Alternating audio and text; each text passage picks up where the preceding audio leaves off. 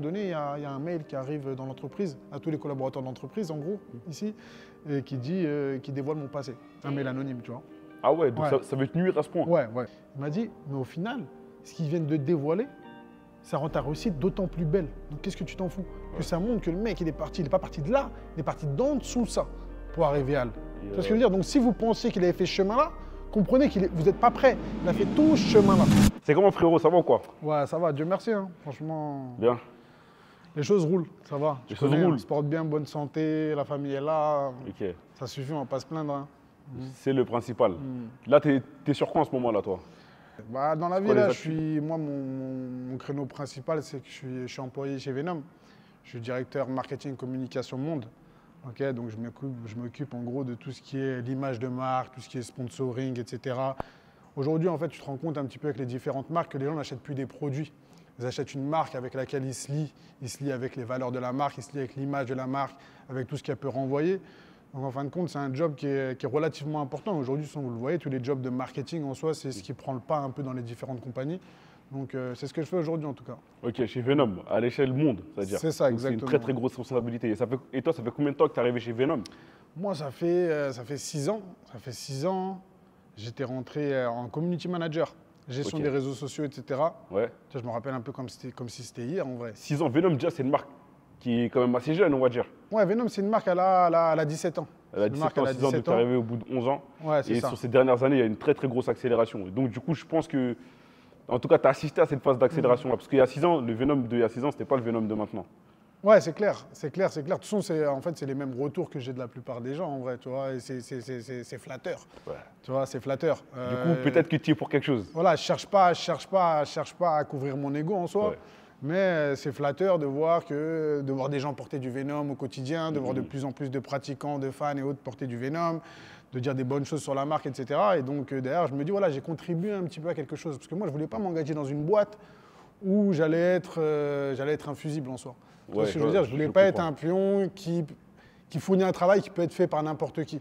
Je voulais apporter un peu ma pierre à l'édifice. C'était vraiment le truc pour que je rentre dans une boîte. Une plus-value. Et du coup, comment est-ce que toi, tu as pu faire justement pour apporter ta pierre à l'édifice? Ça a été quoi ton implication dans ce grand projet? Bah, concrètement, moi, j'avais déjà un historique avec les sports de combat. Donc, de base, Venom, c'est une marque qui, aujourd'hui, c'est la marque leader mondiale sur le marché des sports de combat. Donc, j'avais déjà une belle connaissance des sports de combat. J'étais passionné des différents sports de combat. Je regardais beaucoup, etc. Et donc, ça veut dire quand je suis venu déjà dans la boîte, comme je t'ai dit, j'ai commencé en community manager, mais j'avais déjà une vision relativement globale de ce qui pouvait être fait avec Venom, de ce que Venom pouvait devenir. Et donc, derrière, tu vois, ça m'a carrément aidé en soi. Et aujourd'hui, l'objectif, il est clair pour moi, tu vois, c'est de se dire comment une petite marque française de base, elle peut venir un peu titiller les gros mondiaux dans le sport. C'est-à-dire que, tu vois, j'ai aucune honte à parler de Nike, de Under Armour, de Puma, d'Adidas, etc. Mais moi, aujourd'hui, le marché concurrentiel sur les sports de combat, j'ai envie de te dire, il est éteint. Tu vois, je pense qu'on l'a déclassé en soi, bien sûr, sans forme d'orgueil là-dedans. Mais on a fait le job pour. Aujourd'hui, moi, c'est de me dire comment est-ce que je vais m'attaquer un peu à ces mastodontes qui avant ne m'avaient pas forcément dans leur radar, mais qui aujourd'hui de plus en plus se disent Venom, c'est une marque qui commence à arriver. Venom, c'est plus que le sport de combat. C'est-à-dire que tu as des gens qui mettent du Venom qui ne font pas de sport de combat, par exemple. Et ça, c'est costaud. Et sinon, j'ai une autre question du coup. Au-delà de Venom, est-ce que tu as d'autres activités, d'autres choses que tu fais à côté? J'imagine en tout cas.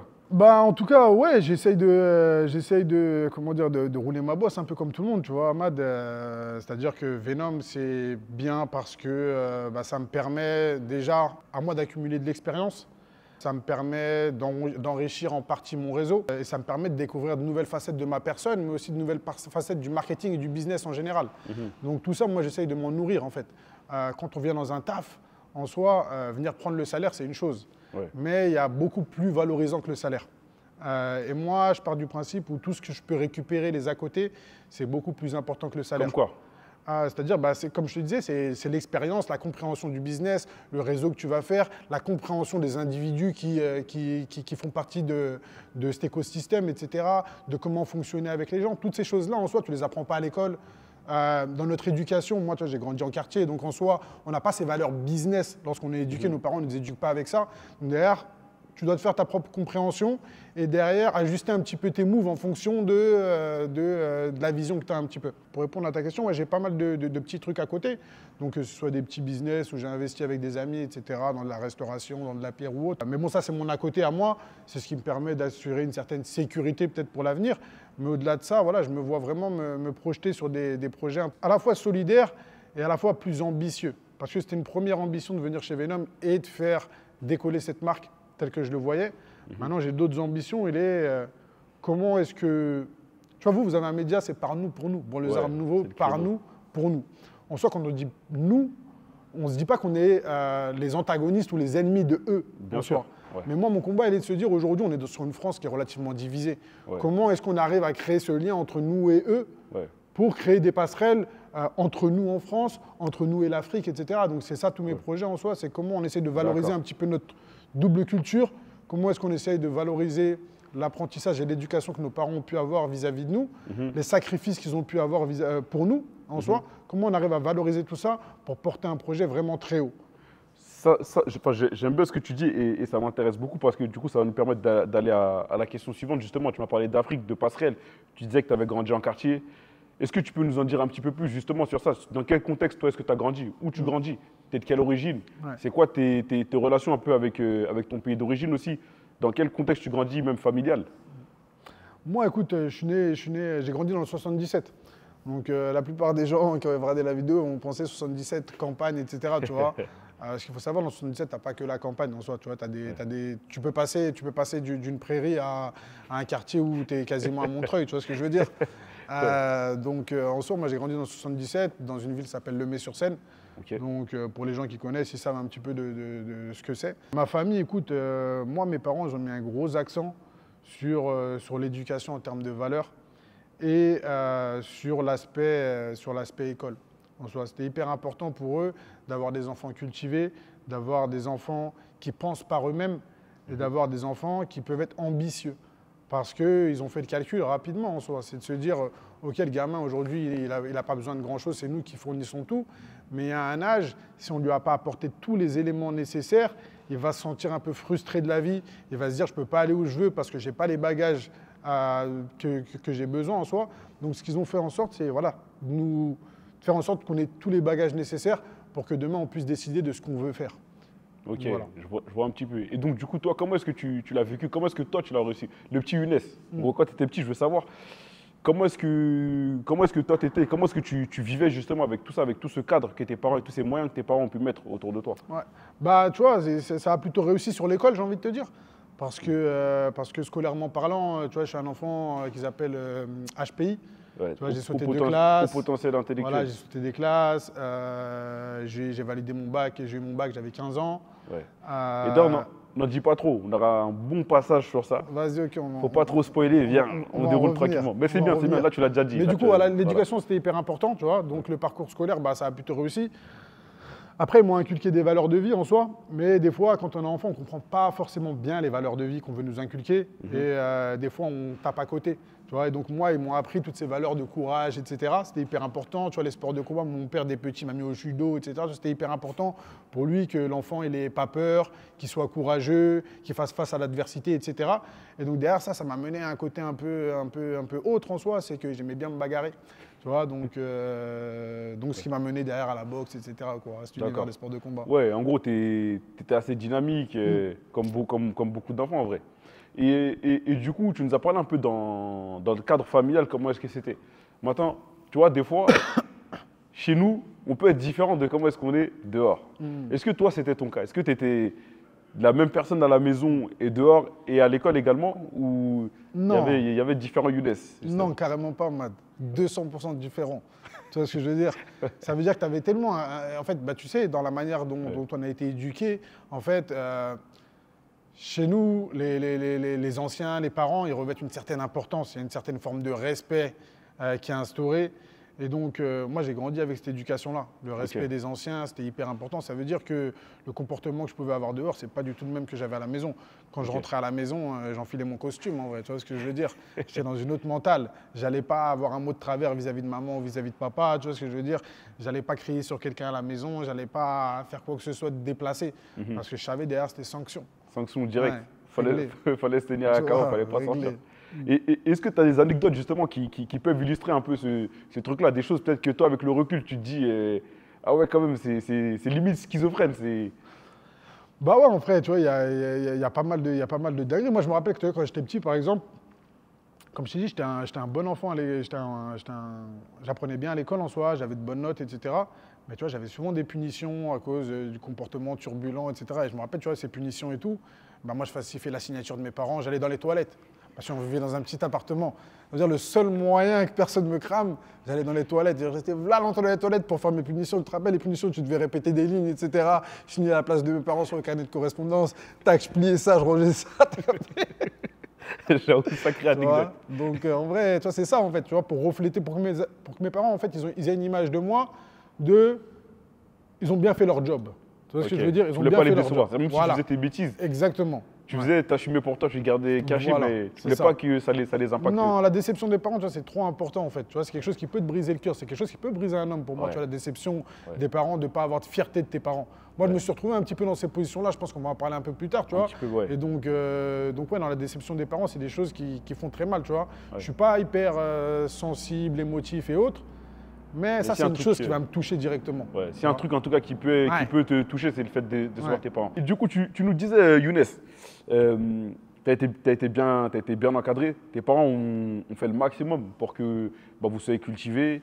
D'ailleurs, vous êtes combien de frères et sœurs, vous? Ça, je 5 frères et sœurs. 5 frères et sœurs. Et toi, tu es placé où? Moi, je suis le deuxième.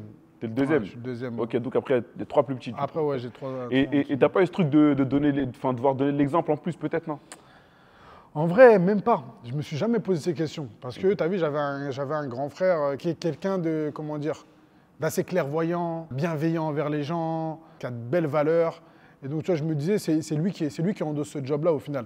Moi, je peux aller faire mes conneries et tout en soi, tu vois, il y a déjà quelqu'un qui prend l'exemple. C'est lui qui représente déjà, voilà. Ok. J'ai capté. Et du coup, est-ce que dans ta famille, ils ont... Parce que, tu vois, moi, de ce que tu m'expliques, en fait, tu étais très smart déjà depuis tout petit.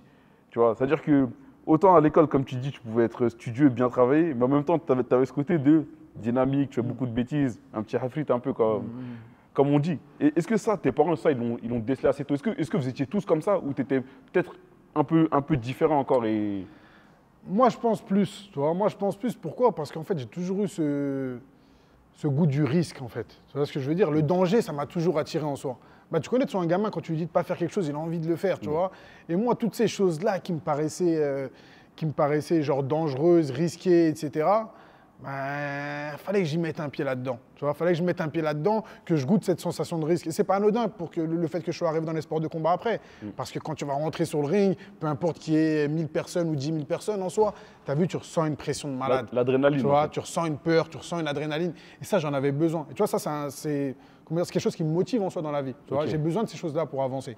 Mon gamin, j'allais dans le risque, j'allais dans le danger. C'est juste de ne pas me faire cramer. Tu vois, comme beaucoup d'enfants, mais toujours sans se faire cramer, sans décevoir les parents. Et du coup, quelques années après, donc, tu vois, je pense que tu as pu grandir, tu as fait ton bout de chemin. Comment est-ce que tu étais à l'adolescence? Tu vois, l'âge où justement, parce que quand tu es plus petit, on va dire que tu vas te cacher peut-être, etc. Tu vas moins te montrer. Mais tu vois, à l'adolescence, c'est l'âge où on commence à changer. On passe à l'âge adulte. Comment est-ce que toi, tu étais? Comment est-ce que ta personnalité, du coup, elle s'est manifestée à ce moment-là? Adolescent, j'ai envie de dire, tu vois, je suis devenu un peu... c'est là où je suis rentré un peu dans une forme de défiance des codes, etc. Tu vois, j'avais... tu vois, d'ailleurs, tu parlais de ce côté assez smart quand j'étais gamin et tout. Parce qu'en fait, ce qu'il faut savoir, c'est que... je vais mettre une petite parenthèse. Quand je suis sorti de l'école primaire, il n'y a pas d'école publique qui voulait m'accepter. Parce que comme j'étais un enfant surdoué, le fait d'avoir un gamin de 10 ans, il est là avec des gamins de 14 ans, etc. Tu vois, surtout dans les ZEP, en soi. J'avais une maîtresse en maternelle, donc elle avait forcé un petit peu auprès de mes parents pour m'envoyer dans une école privée, etc., catholique et tout. En fait, quand je suis rentré dans ce monde-là, je me suis rendu compte à travers les sujets de discussion, à travers les ressources que certains pouvaient avoir, à travers les hobbies, etc., que j'étais loin, que j'étais hyper décalé d'une certaine population. Et ça, je ne le connaissais pas avant. Parce qu'avant, j'ai grandi en banlieue en soi, j'étais entouré de gens qui me ressemblent, qui ont relativement les mêmes moyens que moi, etc. Donc je ne voyais pas tout ça à côté. Et quand je suis rentré dans une école catholique, là, je me suis rendu compte de la différence d'école catholique privée. Je me suis rendu compte de la différence qu'il pouvait avoir entre une certaine classe de la société et la classe dont je faisais partie. Et derrière, là, j'ai commencé à rentrer, tu vois, un peu dans une forme de défiance un peu de la société, des codes, etc. Tu vois. Et toi, comment justement, ce truc-là, comment est-ce que tu l'as vécu? Parce que si tu rentres dans une défiance, c'est que tu l'as pas forcément bien vécu. Comment est-ce que ça s'est... Bah, je pense que la défiance, en fait, la défiance et un peu ce côté marginal, il s'est prononcé inconsciemment, en fait, je pense. Je pense qu'il s'est prononcé inconsciemment parce que c'était la manière pour mon cerveau, pour ma propre personne, de véhiculer ce qu'il ressentait, en fait, tu vois. De véhiculer une forme, peut-être, je ne saurais pas dire une forme de mal-être, parce qu'en soi, je ne considère pas que j'ai eu du mal-être, mais une forme d'injustice. Et tu vois, quand tu as eu une éducation, plus ou moins, il y a eu une éducation aussi sous forme religieuse avec ma mère, etc. J'allais beaucoup à la mosquée avec mon grand frère, etc. quand j'étais gamin. Et donc, j'essayais de comprendre, en fait, tu vois. J'essayais de comprendre vraiment. Mon grand frère il me poussait à avoir cette compréhension de la religion. Non pas, on t'a dit de faire A, B, C, tu vas faire A, B, C. Juste appliquer c'est pas les actions en soi, tu vois. C'est quelle compréhension globale la religion, elle vient pour apporter. Tu vois ce que je veux dire? Et derrière, le caractère de la justice, de l'équité, etc., il revêt une importance primordiale, tu vois, dans la religion. Et donc, moi, j'ai été ancré, j'ai été éduqué avec cette partie-là de justice, d'équité, etc. Et là, j'arrive dans un univers où je vois qu'au final, tu vois, le distinguo, il est trop important. Tu vois, donc, je pense que tout ça, machinalement, dans ma tête, en soi, ça va faire sortir une forme d'inconscience. Tu vois ce que je veux dire? Ok, je vois ce que tu veux dire un petit peu, Et surtout, de ton jeune âge, en fait, si je comprends bien, c'est le fait que en fait, tu étais précoce pour ton âge, mais en même temps, tu avais quand même l'âge que tu avais. T'as beau être plus smart, etc. Tu as 10 ans, tu as 10 ans. Et c'est-à-dire que recevoir autant de choses, forcément, tu ne peux pas réagir avec le même recul. Donc, du coup, tu vois, tu me disais que toi, tu étais dans une école catholique. Tu es musulman, tu vois. Ça, ce truc-là, moi, je l'ai entendu, tu vois, à plusieurs reprises. Et quand j'étais plus petit, avant, tu vois, ça m'étonnait de me dire, mais comment c'est possible qu'un musulman, il est dans une école catholique? Et j'ai vu qu'en fait, c'est pas quelque chose de si rare. Et du coup, toi, comment est-ce que ça, tu l'expliques? Comment est-ce que tu le vis? Est-ce que, par rapport à l'éducation religieuse que tu avais à la maison et à l'école, est-ce qu'il y avait des contradictions? Comment toi, tu l'as reçu, ça? Ah, t'as vu, il y avait un peu des deux, en soi. Parce qu'il y avait une forme de fierté de dire tu vois, parce qu'en fait, dans l'école où j'étais, le collège où j'étais, en gros, tu avais les différentes classes, tu vois. Mais dans chaque niveau, 5e, 6e, 4e, 3e, tu avais une classe HPI spécifique, tu vois. Ah ouais, ça existe, ça. Voilà, je vivais une forme de fierté, en fait, à me dire, ah, t'as vu, il y a un musulman, t'as vu dans la case HPI, tu vois ce que je veux dire. Je vivais une forme de fierté, mais à la fois, comme dit, tu avais cette forme de je suis pas entouré de ceux que je connais, je suis pas entouré de ceux qui me ressemblent. Tu vois ce que je veux dire? Et c'est là que tu commences à piger c'est quoi la société. La société, c'est te mélanger à des gens qui n'ont pas forcément les mêmes habitudes, les mêmes coutumes que toi, etc. Et c'est là que tu commences à prendre conscience de ça. Et comme tu l'as dit, toi, j'avais mon âge en soi. Donc avoir cette maturité à cet âge-là, c'était pas facile. Mais je commençais déjà à le cerner en soi, tu vois. Et du coup, ça, on a parlé de la perception que toi, tu avais vis-à-vis des gens. Mais les gens, comment est-ce qu'eux te reçoivent? Tu sais, quand ils te voient toi, parce que du coup, si toi, tu es le seul à être de là où tu viens, du coup, eux aussi, entre guillemets, il y a de fortes chances que tu sois la première personne qui voit qui vient de là où tu viens. Bah, en fait, j'ai envie de te dire, c'est pareil, comme la question précédente, en fait, t'as les deux revers de la médaille. Tu as à la fois les gens qui vont se sentir au-dessus de toi parce qu'ils considèrent qu'ils valent mieux que toi. Tu vois, dans leur éducation, on leur a fait comprendre que eux, c'était un peu l'élite de la nation ou je ne sais quoi. Et tu as l'autre côté où tu as un caractère particulier parce que tu as vécu des choses particulières par rapport à eux en soi. Donc tu as un caractère particulier, des valeurs particulières. Donc tu vas venir avec une personnalité différente de la plupart des gens qui t'entoureront ici. Et tu sais très bien que ça attise la curiosité des gens. C'est-à-dire qu'il y a pas mal de personnes au final qui voulaient un petit peu… tu vois, communiquer avec moi, être pote avec moi, etc. Ok, donc finalement, cette différence, mine de rien, ça a aussi été un côté, en vrai, pour toi, une force un peu. Tu as pu le prendre comme une force en quelque sorte. En fait, j'aurais pu le prendre comme une force. Ok, donc tu ne l'as pas pris comme une force. J'aurais pu le prendre comme une force et moi, je ne l'ai pas pris comme une force. Pourquoi? Parce que quand j'étais petit, en fait, je n'étais pas hyper sociable. Tu vois? Ça veut dire que même si des gens voulaient être amenés à parler avec moi et tout, j'aimais bien rester dans mon coin. Ok, tu vois. Donc en vrai, quelque chose que j'aurais pu tirer en avantage, je ne l'ai pas fait parce que ma personnalité, elle ne permettait pas en vrai. Ok, et pourquoi? Tu étais comme ça tout le temps, même au quartier, partout? Ou c'est parce que tu étais dans ce milieu-là que tu te mettais dans peut-être cette posture-là? Ah, tu vois, ouais, je pense qu'il y a le fait de dire je suis dans un milieu différent du milieu qui me ressemble. Ça rentre en compte. Et ouais, parce que si je fais le comparatif directement entre mes potes que j'avais au quartier et puis mon comportement à l'école, ouais, j'avais un comportement différent. Donc ouais, ça rentre en compte carrément, ouais. Ok. Donc du coup, tu fais ton école catholique, tu allé jusqu'à quel niveau là? Là, je suis parti jusqu'en 3e, du coup. Jusqu'en 3e, donc après 3e, ouais. Lycée. Donc au lycée, c'est comment? C'est quoi? Tu rentres dans un cursus classique? Comment ça se passe? Ouais, c'est ça. Donc t'as quel âge à ce moment-là déjà quand tu arrives au lycée? C'est important. Je suis rentré au lycée, j'avais 13 ans. Ok, je suis rentré au lycée, j'avais 13 ans. Ouais. Non, moi, tu rentres au lycée, tu as 15-16 ans. Et toi, tu es rentré à 13 ans au lycée. Ouais, c'est ça. Ok, et donc du coup, comment tu es reçu? Comment est-ce que toi, tu arrives là-bas? Comment tu découvres le monde des plus grands encore? Ouais, bah, là, on a le switch inverse en fait, Ahmad, parce que là, je retourne dans du public.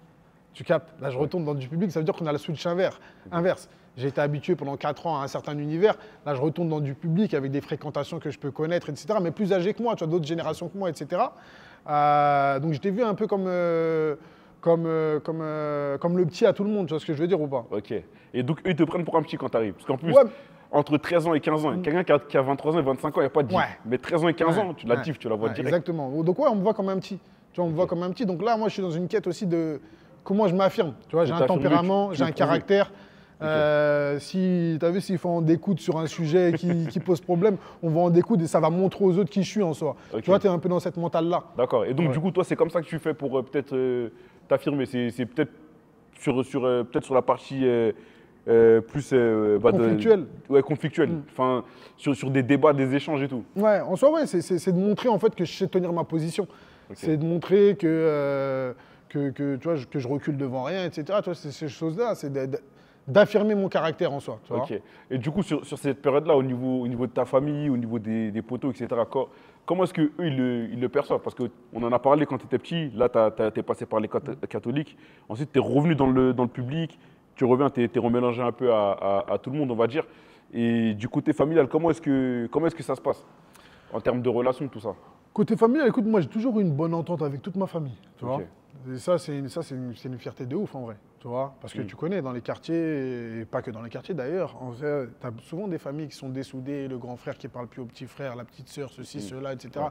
Il y a toujours des conflits, il y a une ou deux ou trois personnes, tu as vu, qui sont un peu de leur côté. Nous, on n'a jamais eu ça. Donc moi, j'ai toujours eu le soutien de ma famille, le soutien de mes parents, le soutien de mes frères et sœurs, tu as vu. On a toujours été ensemble. Après, sur le côté pote, en vrai, je suis quelqu'un, j'aimais pas trop me mélanger. Ça veut dire que j'avais des potes qui revêtaient les mêmes valeurs que moi, on était dans les mêmes délires, ça me suffisait amplement. Tu vois, j'avais pas besoin d'aller me chercher de nouvelles connaissances. Comme aujourd'hui, quand tu vas être dans le milieu professionnel, tu vas aller chercher à élargir ton network, tu vois, c'est important. Par contre, là, dans cette physionomie-là, où si on parle d'amitié, tu vois, c'est quelque chose qui repart du cœur en soi. Ouais. Là, je cherchais pas à avoir de nouveaux amis, parce que ceux que j'avais, en fait, ça me suffisait. Tu vois ce que je veux dire? Ok, ouais. Je vois un peu ce que tu veux dire. Et donc, du coup, juste petite question comme ça, par curiosité. Toi, tu es de quelle génération, Younes? Moi, je suis en 92. 92, ok, ouais. Génération 92, ok. Donc, tu es en 92, mais tu es avec des plus grands que toi, ok. Ouais. Je vois un petit peu. Ok, donc, du coup, tu fais ton cursus, lycée, donc seconde jusqu'au baccalauréat. Donc, comment est-ce que ça se passe, toi, quand tu arrives au bac? Tu as 15 ans. Ouais. T'arrives au baccalauréat, tu as 15 ans, on va dire que tu es un phénomène un petit peu. C'est pas commun, les gars, ils sont majeurs. Ouais. Et toi, tu as juste 15 ans. Bah, en fait, tu as vu, à ce moment-là, je savais pas du tout ce que je voulais faire de ma vie. Okay. La seule chose que je savais, en vrai, c'est que je voulais changer des choses. Tu vois ce que je veux dire? J'avais pas de vouloir devenir ingénieur, architecte, politicien ou peu importe.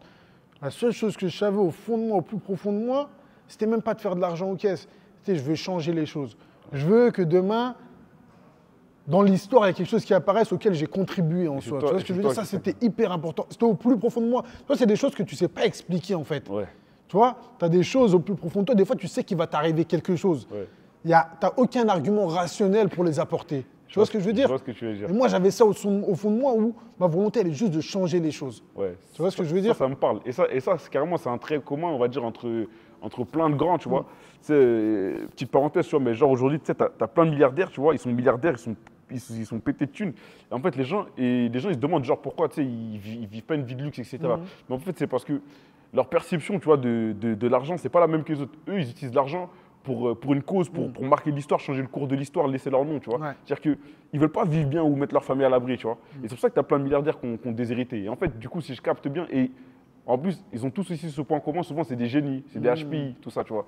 Et je pense que c'est un trait commun, en fait, en vrai, entre les HPI. Je sais pas, qu'est-ce que t'en penses, toi? Ouais, j'aurais pas cette prétention, tu vois, Matt, j'aurais pas cette prétention. Mon gars, t'es simple, dis les termes, mon gars, dis les termes, j'aurais pas cette prétention, mais ce que je sais, c'est que, ouais, tu vois, c'est quelque chose au plus profond de moi, tu vois, c'est pas quelque chose que tu peux pas inventer en soi, tu vois, ce que je veux dire.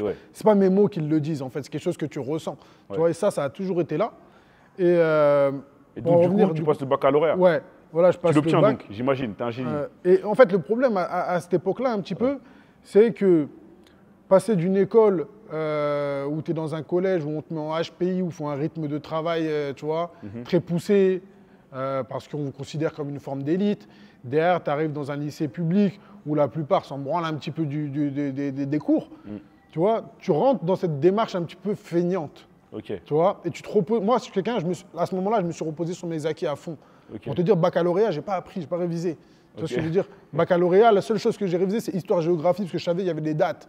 Tu vois ce que je veux dire? Et tout le reste, j'ai dit, ça va passer. T'as passé quoi comme type de bac? Bac scientifique. Bac scientifique, ouais. Ok. Ouais. Et est-ce qu'à ce moment-là, du coup, tu savais à peu près ce que tu voulais faire ou t'as passé le bac S parce que, entre guillemets, c'était le bac. Non, en vrai. C'était le top. En vrai, moi, j'avais ces sujets de discussion avec mes parents et tout, tu vois. Donc, tu connais un peu comment ça se passe. Les darons, quand ils veulent que tu trouves un travail un petit peu sécurité, etc. Donc, ils vont essayer de t'orienter vers certains choix. On m'a proposé plusieurs, tu vois. J'avais des discussions avec mon père, etc. Quand tu vas avoir des métiers sur TF1 et tout, derrière, il va venir m'en parler et tout.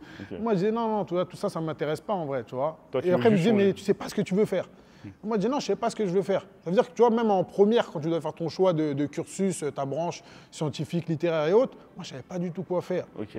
Donc, du coup, comment tu en es venu au bac S? En fait, en gros, tu as suivi peut-être juste qu'on a pu te conseiller. Non, j'ai suivi ce que mon père. En fait, c'est mon père, il m'a dit, bah, t'as vu, si tu ne sais pas quoi faire, fais scientifique, ça t'ouvre toutes les portes. Ouais. Réglé. J'ai dit, bah, vas-y, on va là-bas. Ok, t'es parti là-bas. Et donc, du coup, comment est-ce que ça se passe quand toi, tu passes le bac? Et qu'est-ce que tu penses faire après? Parce que le bac, tu le passes, mais j'imagine que tu t'es pas dit que tu allais arrêter l'école. Donc, du coup, c'était quoi le plan après? Mais en fait, j'ai toujours aimé, tu as vu, les gens qui faisaient des inventions, les ingénieurs, etc., qui créaient quelque chose. Ouais. Tu vois, j'ai toujours aimé ça, mais avec ma petite compréhension du monde, je me suis rendu compte, tu vois, j'avais lu l'histoire de Google, j'avais lu l'histoire de plusieurs entreprises dans la tech, etc. Et je me suis rendu compte qu'à chaque fois, les génies un peu qui apportaient, tu vois, la partie ingénierie, technique, etc., eux, ils étaient exploités par des gens qui sont businessmen, tu vois. Et donc, moi, j'avais cet instinct à me dire, mais en fait, je ne veux pas me retrouver à la place de l'exploité. J'aimerais bien me retrouver à la place de l'exploitant. Mais avec une gamberge un peu différente de la manière dont les gens exploitent aujourd'hui. Tu vois ce que je veux dire? Bien sûr, bien sûr. Avec une forme d'équité, tout ce qui est propre à mes valeurs en soi. Plus humaine, peut-être. Voilà, tu vois ce que je veux dire? Et donc, en fait, tu vois, c'est pour ça que moi, ce que j'avais fait, c'est en terminale, tu as une liste de choix à faire pour les écoles où tu veux aller après, etc. Et moi, j'avais choisi qu'une école. C'est une école qui a la Défense. En gros, c'est une école de commerce. Et cette école de commerce, sa particularité, c'est qu'elle appartient à ses anciens élèves. Et parmi ces anciens élèves, en fait, il y avait beaucoup de gros noms. Donc, un PDG d'Adidas, l'autre Carlos Ghosn de chez Renault, etc. Il y avait beaucoup de gros noms comme ça. Donc, moi, ça m'a grave parlé. Tu vois, quand j'ai lu l'histoire de cette école, etc., je me suis dit, tu vois, en vrai, là, il y a un vrai truc. Parce qu'elle appartient à ses anciens élèves. Et ces anciens élèves, ce n'est pas des n'importe qui. Tu vois? Et là, je me suis dit, je veux aller dans cette école. Et moi, j'ai un caractère un peu têtu sur certains sujets, où quand je veux dire c'est ça que je veux, c'est ça que je veux. Tu vois, je veux pas le truc qui est en bas, je veux même pas le truc qui est au-dessus, je veux ça. Donc j'avais fait ce choix-là et derrière, moi, on m'a obligé à faire plusieurs choix. Donc moi, derrière, j'ai fait des choix à l'aveugle, des universités, etc. J'y connaissais rien du tout. Tu vois, je connaissais pas grand-chose, je me suis jamais trop intéressé à ce qu'il peut y avoir dans les études et autres. Donc du coup, j'ai fait cette école, j'ai fait les concours pour cette école. J'ai été dans les 50 premiers, tu vois. Et à l'époque, c'était une fierté, je me rappelle. Je faisais un match de foot au quartier, et ma mère, elle m'appelle, et moi, je suis sur le terrain, je décroche, tout ça. Et après, tu vois, et tu sens un sourire chez ta mère, etc. Tu vois ce que je veux dire quand on va t'annoncer ça? L'école, ils ont appelé, tu es dans les 50 premiers, tu es reçu, etc. Tu vois ce que je veux dire? J'avais une fierté de ouf, tu vois, parce que je ressentais ma mère, la fierté qu'il y avait, tu vois ce que je veux dire? On revient à ce que tu disais tout à l'heure. Tu vois, je ressentais une fierté de ouf. Si un truc qui touche, c'est le fait de baisser tes parents, mais de la même manière, si tu les rends fiers. Là, ça, c'était mon choix.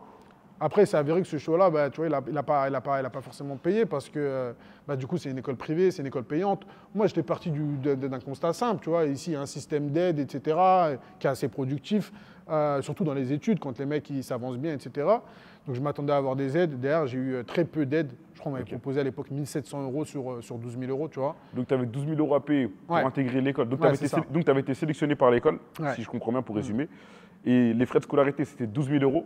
Et l'aide que toi, tu peux avoir, c'était 1 000 et quelques. Ouais, en gros, un mois peut-être. Même pas. Capté, c'est ça. Ouais. En gros, tu avais 10%, quoi. Tu avais 10% qui était pris en charge. C'est-à-dire tout le reste, ça devait être pris en charge par tes parents. Voilà. Alors que vous étiez plusieurs frères et sœurs, quartier. Maman ne travaille pas, papa SMIC, tu vois. Moi, là, à cette époque-là, je me rappelle, ma mère m'a proposé de faire un crédit. Elle m'a dit, on va faire un crédit. Ouais.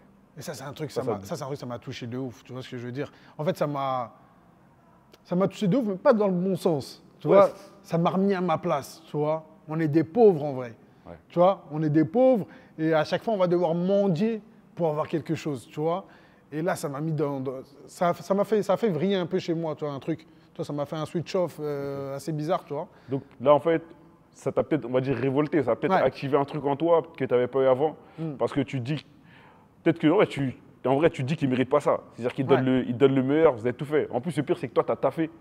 Tu es sélectionné dans l'école. Personne ne t'a donné. Tu as bossé tout ce que tu l'as eu par le travail. Et là, tu vas être freiné par un truc qui est totalement indépendant de vous. Ouais, c'est ça, ouais. Et donc, du coup, c'est quoi ce petit quelque chose que ça a changé en toi? J'ai eu une volonté d'indépendance, d'être dépendant d'aucun pan de la société. Tu vois? Ok, j'ai ma famille, on n'a pas besoin d'être dépendant. On n'a pas besoin d'aller chercher un crédit. On n'a pas besoin d'aller mendier de l'argent là-bas. On n'a pas besoin d'aller au resto du cœur. Tu vois ce que je veux dire? Parce que moi, j'allais au resto du cœur quand on était gamin, tu vois. On n'a pas besoin de tout ça, en fait. Et tu vois, avoir été éduqué avec tout ça, ces trucs, ces systèmes d'aide, secours populaire, resto du cœur, toutes les conneries comme ça, je ne suis pas en train de me plaindre de l'éducation que j'ai eue ou de ce que j'ai eu en soi. Loin de là, hein, tu vois. Moi, je suis grave content. Mes parents, ils ont tout fait pour qu'on ait ce qu'il faut. Tu vois ce que je veux dire? Tout fait.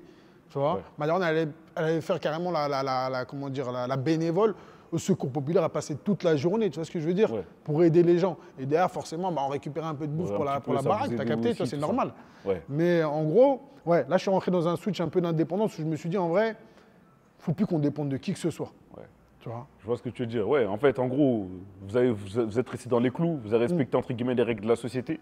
Et le moment où il fallait récupérer la récompense, la société, elle n'était pas là pour vous. Donc, tu as eu ce truc de, en vrai, si je veux mettre la famille à l'abri, en tout cas, on veut cette sécurité-là, et ce ne sera pas suffisant de compter que sur la société. Donc, du coup, j'imagine que l'école, tu n'as pas pu la faire. Non, l'école, du coup, je ne l'ai pas fait. Je suis rentré à la fac. Ok, et comment ça se passe, du coup, tes années à la fac? T'as quel âge déjà? Tu rentres à la fac à quel âge? 15 ans, 15 ans, tu vois, 15 ans, je rentre à la fac. Ça me fait rire, en fait, d'imaginer qu'à 14-15 piges, tu es rentré à la fac, ok. Ouais, petit gars comme ça. Comment ça se passe? Bah écoute, tu as vu, ça se passe bien. Ça se passe relativement bien, j'ai quelques potes, etc., tu vois, mais idem, en fait. Lorsque je rentre à la fac, tu vois, je vois qu'il y en a qui ont déjà du pouvoir d'achat, il y en a qui viennent déjà en voiture, il y en a qui viennent en bécane, etc., tu vois ce que je veux dire? Les gens, ils sortent le week-end, ils vont manger ensemble, ils vont s'acheter des sapes, etc. C'est des trucs que je ne peux pas me permettre. Tu vois ce que je veux dire? Bah, tu penses financièrement, mais même en termes d'âge en vrai. Tu vois?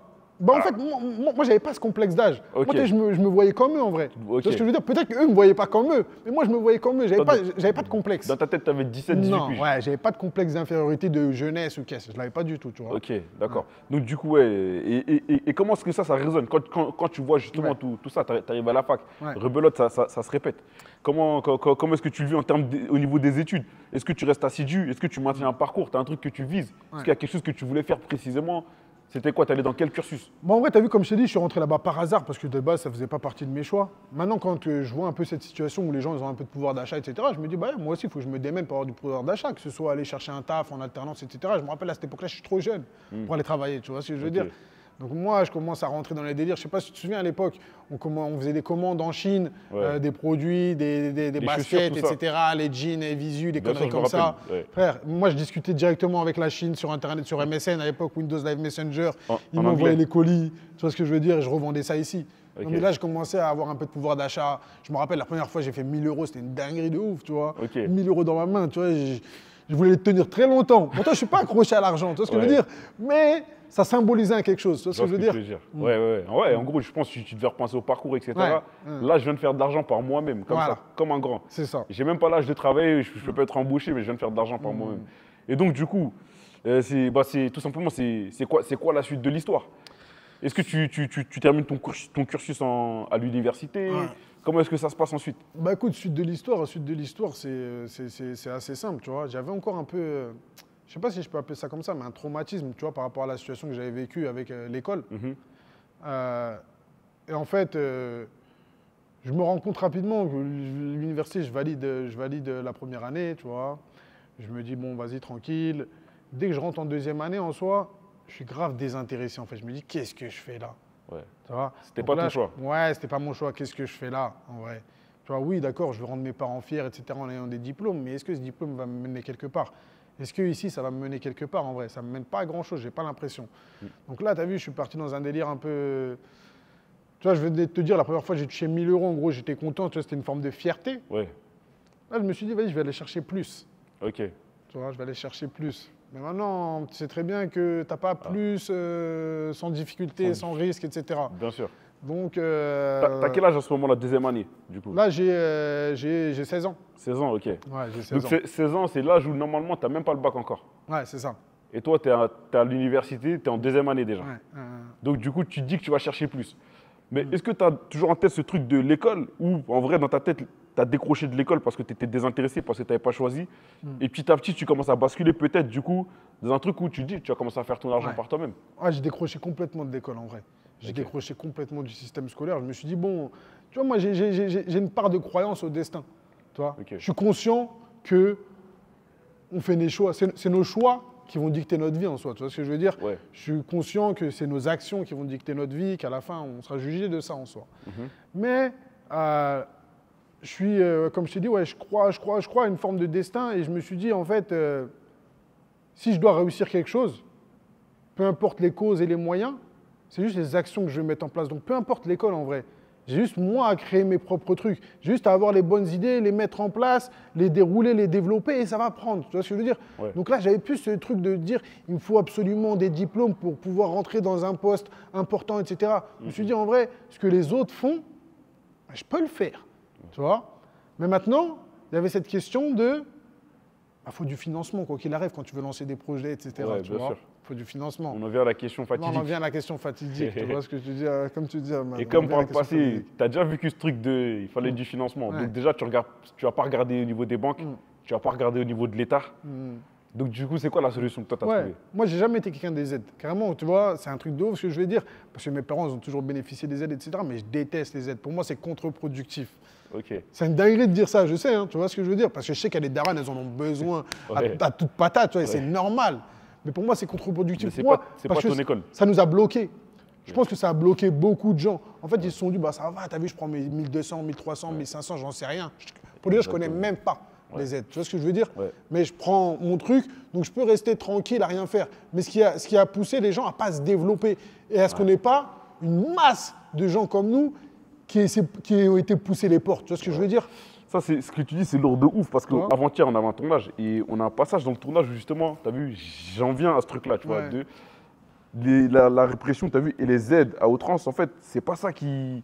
Ça nous aide, en fait, ça nous aide à l'instant T, mais ça nous aide pas sur la durée parce qu'on est sous perfusion, en fait. C'est-à-dire, du jour où tu débranches la perfusion, tu n'as plus de ce fort. Donc, je te rejoins un petit peu là-dessus, mais c'est vrai qu'il faut quand même édulcorer le truc parce que tu as vu, il y a des familles, effectivement, tu vois, quand vous ouvrez spot, c'est la phrase que je dirais, on connaît personne qui roule sur l'or grâce à ça, mais c'est quand même nécessaire. Ça reste quand même nécessaire. Moi, dans tous les cas, je sais très bien que ça aurait été galère si on n'avait pas eu les restos du cœur, la CAF, pour faire du sport, pour les loisirs. Eh frère, on allait en vacances avec les chèques vacances que la CAF a nous donner, tu vois ce que je veux dire? Je sais très bien que mes parents ne m'auraient pas apporté cette éducation sans ces aides-là. Mais quand je te dis que c'est contre-productif, c'est ce que tu disais juste avant. Les gens qui veulent exploiter ça à profusion, tu vois ce que je veux dire? Vivent que de ça. En soi, ça a poussé des gens qui potentiellement avaient du level, avaient du talent, avaient des idées à faire exploiter. Et ça les a bloqués en fait à se cantonner à je vais prendre un peu d'argent, tranquille, je peux m'acheter ma télé, avoir mon loyer d'appartement et je suis réglé. Tu vois ce que je veux dire? Ça me dérange. Je vois très bien et effectivement, ça fait écho quand tu me dis ça. Mais donc du coup, tu nous as pas dit. Du coup. Le moment fatidique. C'était quoi du coup toi la solution? Toi, ta solution à toi pour être totalement indépendant et ne pas aller chercher d'aide? Bah, tu vois, ça c'est un peu l'époque où comment dire, tu as eu une forme de recrudescence, trafic de stupes, etc. Tu vois ce que je veux dire? Les gens commençaient à faire de l'argent là-dessus. Tu es toujours dans le 77 à ce moment-là? Je suis toujours dans le 77. Ok. Tu vois, je suis toujours dans le 77, tu vois. Ok. Et en vrai, moi, je ne voyais pas le côté, et c'est pas pour me dédouaner du tout, hein, je ne voyais pas le côté malsain de la vente de stupéfiants. Okay. Tu vois ce que je veux dire? Je ne voyais pas du tout ce côté malsain. Je me disais, il y a une demande, il y a une offre, c'est normal. Ouais. Tu vois ce que je veux dire? Que dans tous les cas, que ce soit légal ou illégal, il y a des gens qui vont consommer, peu importe. Après, j'avais une forme de conscience vis-à-vis des drogues dures. Tu vois, où je me suis dit, ça, c'est des trucs dangereux, vraiment. Parce que ça peut gâcher des vies. Exactement, ça peut éteindre des vies, etc. Donc moi, en fait, ce qui se passe à ce moment-là, je me rappelle, c'est l'été et tout, enfin le printemps. Et je vois un terrain vers chez moi qui tourne pas mal, tu vois, qui fait 2 000 à 3 000 euros par jour, etc. Et je me dis, ok, d'accord, tu vois, c'est intéressant. Et en vrai, moi, je traînais avec mes potes juste à côté. Je veux dire, en fait, tous les jours, on est là en train de traîner, on est en train de discuter de tout, etc. Mais en fait, moi, je suis qu'en train d'observer. Je suis qu'en train d'observer, tu vois, pendant 2 semaines que j'observe, etc. Ça te fait des appels de phare. Le mode de fonctionnement, etc. J'essaie de comprendre un peu comment ça marche. Tu connais dans les quartiers, tu n'as pas envie d'aller poser les questions, parce que les mecs derrière vont te prendre pour je ne sais quoi, etc. Tu vois ce que je veux dire? Ouais, bien sûr. Donc toi, tu essaies de regarder, de comprendre un peu le truc, etc. Et moi, je comprends leur mode de fonctionnement et je le trouve un peu, tu vois, archaïque, tu vois. Je dis, ils ne sont pas en 2.0. Ils ne sont pas en 2.0. Mais eux, ils s'en foutaient de 2.0. Ce qu'ils voulaient, c'est prendre de l'argent. Et sauf que moi, bah, tu as vu, il y a un matin, je me lève et en fait, j'avais un discours que je préparais dans ma tête depuis quelques jours, tu vois, que je voulais sortir à un mec et tout, tu vois, au mec qui avait ce terrain en l'occurrence, tu vois. Et je savais que le matin, il était au café, etc. Et tu vois, je me suis dit, vas-y. C'est un mec qui m'aime bien. C'est un mec qui m'aime bien, tu vois ce que je veux dire, je suis un bon petit pour lui, tu vois ce que je veux dire. Donc je me dis, vas-y, tranquille, je vais aller discuter. Et quand je vais discuter avec lui, je me rends compte, tu vois, qu'ils sont 3 associés sur le truc. Tu vois, qu'ils ont 3 associés sur le truc, etc. Et j'en parle à un de ses associés et tout, tu vois. J'en parle à un de ses associés et je lui dis, ouais, t'as vu, votre truc là, c'est bien et tout, mais je pense qu'il y a mieux à faire et tout. Et tu vois, il me prend un peu de haut. Tu vois, il me prend un peu de haut, genre en gros, toi, t'es un petit de l'école, tu viens nous raconter ta science ici. Ah, tu vois ce que je veux dire? Mais c'est un mec, t'as vu, il avait ce caractère il voulait faire le méchant avec les gens. Tu vois ce que je veux dire? Mais tranquille, je l'aimais bien en vrai, tu vois. Et derrière, donc du coup, je vais en parler avec eux, etc. Comment développer le truc, etc. Tu vois. Et eux, ils me disent, ouais, t'es relativement smart, tu vois, tu pourrais travailler avec nous, etc. Tu vois ce que je veux dire? C'est-à-dire que toi, en fait, dans ta tête, tu étais en train de planifier, tu avais déjà planifié ton plan, tu as observé le truc, tu as planifié ton plan, comment est-ce que je vais rentrer dedans. C'est-à-dire que, entre guillemets, le talent que tu avais pu mettre toutes ces années au service, entre guillemets, de ton éducation, au service des études, tu l'as investi dans ton environnement, en fait, dans ce que tu voyais, de ce qui se passait autour de toi, et comment tu pouvais optimiser ça. Donc, c'est comme ça que tu rentres dans ça. Et c'est comment à ce moment-là, pour toi, du coup, parce que tu arrêtes l'école, tes parents le savent ou pas ça? J'arrête pas l'école. Donc, tu vas à la fac. Ok, du coup, dans ta tête, tu es débranché, tu y vas pour dire que je suis là. Voilà, exactement. Mais tu as abandonné le projet, donc tes parents ne le savent pas spécialement ce qui se passe. Ils ne savent pas. Ok. Les parents, ils ne savent pas. Moi, j'ai débranché le projet. Et tu as vu, comme je t'ai dit, j'avais une démarche entrepreneuriale. Ça veut dire, comme je t'ai dit, je me suis dit, il faudrait que je lance mon propre business, etc. Il me faut des fonds. Et quand j'ai vu ce truc-là, en fait, je me suis dit, mais c'est une entreprise, ça. Après, ils font beaucoup que pas mal d'entreprises. Si tu fais 3 000 euros la journée, tu vois ce que je veux dire? Tu fais 100 000 balles au mois. Il y a plein d'entreprises qui aimeraient bien faire 100 000 balles au mois, en vrai. Et donc, je vois ce truc-là et je me dis, tac, quand je parle avec mes potes, je commence à comprendre que ça fait des 2, 3, 4 000 euros, etc. Je dis, ah, ok, d'accord, quand même, ça brasse un peu d'argent et tout, tu vois. Donc, tu as vu, je rentre dans cette gamberge, je vais voir les mecs, tout, je discute avec eux, ils me disent, ouais, tu peux travailler avec nous, tu peux gérer ceci, cela, etc. Parce qu'ils me voient déjà un mec qui a un cerveau, qui a une forme de caractère, et en plus, ça, je savais me battre. Tu vois ce que je veux dire? Ça, c'est grave important, tu vois. Bien sûr, bien sûr. Ouais, en gros, t'es pas un bouffon. Voilà. Et donc, tu as vu, ils se disent, ouais, ça, c'est un mec qu'on peut placer en gérant, etc. Sauf que eux, quand ils me placent comme ça, moi, tu as vu, ils disent, oh, c'est pas un truc qui me va, moi, tu vois. Donc moi, je dis, non, tu vois, en vrai, ce que je veux, c'est reconstituer le truc avec vous, vous faire gratter plus. Je leur dis, ouais, venons, on trouve un truc de différent, venons, on fait évoluer le truc, etc. Tu vois. Donc maintenant, je viens avec des propositions pour constituer un vrai truc. Tu vois ce que je veux dire?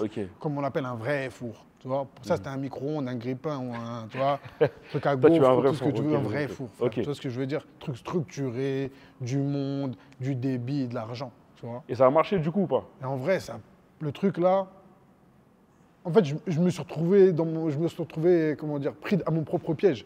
C'est-à-dire que pour moi, c'était juste une expérience entrepreneuriale un peu, tu vois, de se dire, je vais me faire un peu d'argent et en plus de ça, je vais avoir cette fibre business.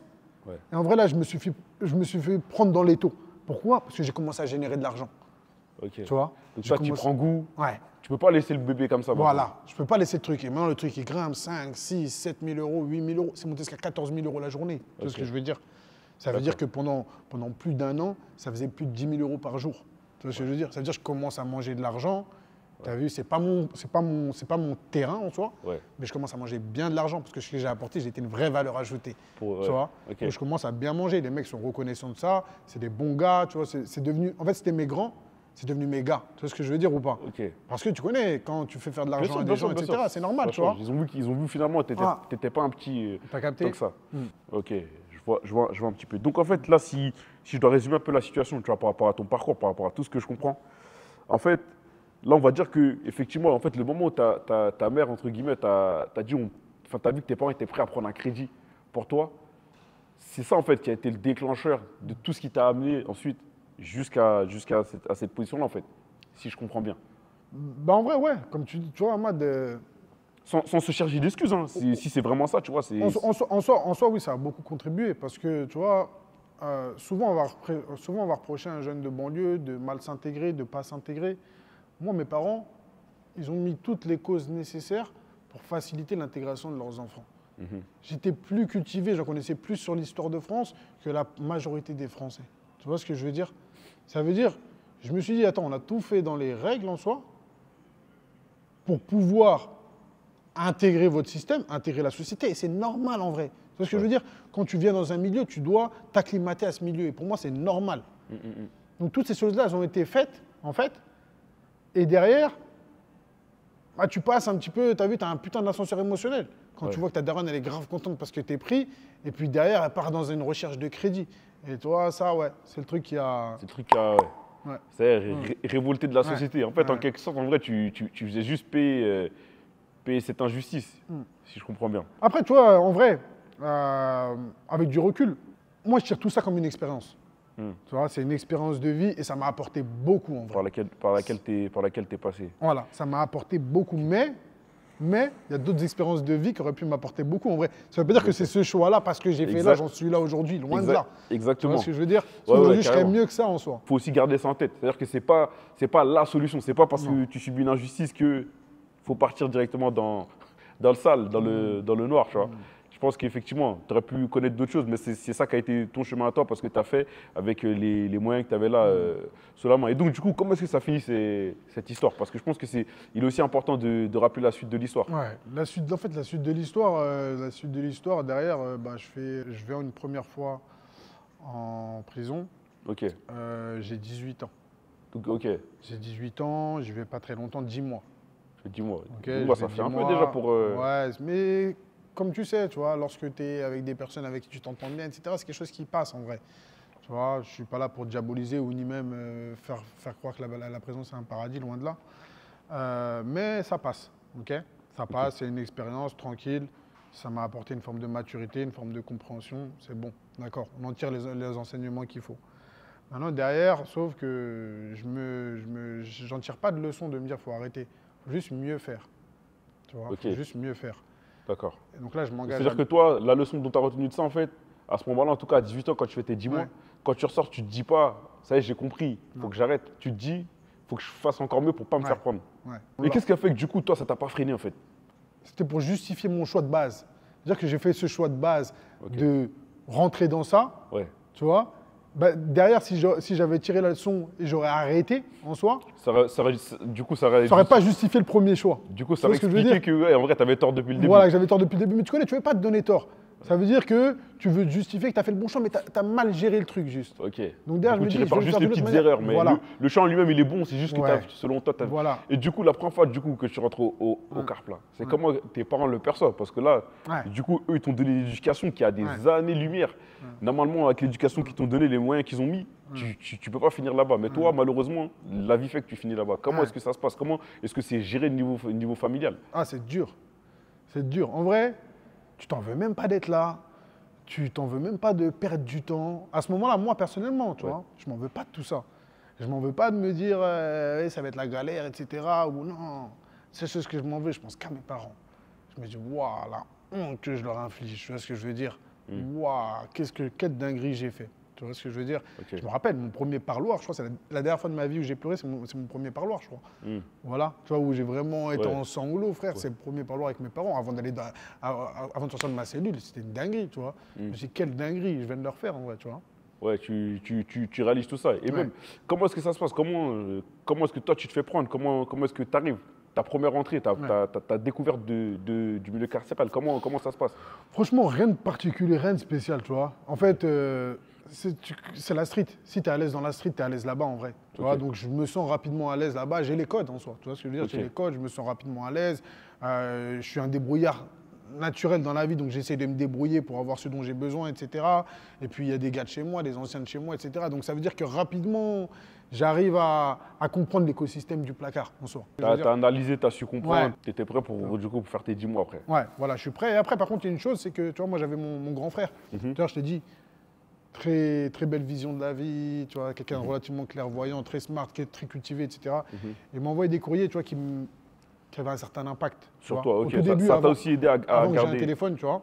Il m'a envoyé des courriers, tu vois, sur ma propre personne, en fait. Carrément, il m'ouvrait les yeux sur ma propre personne. Et ton grand frère, lui, il a quel âge? Vous avez combien d'années d'écart?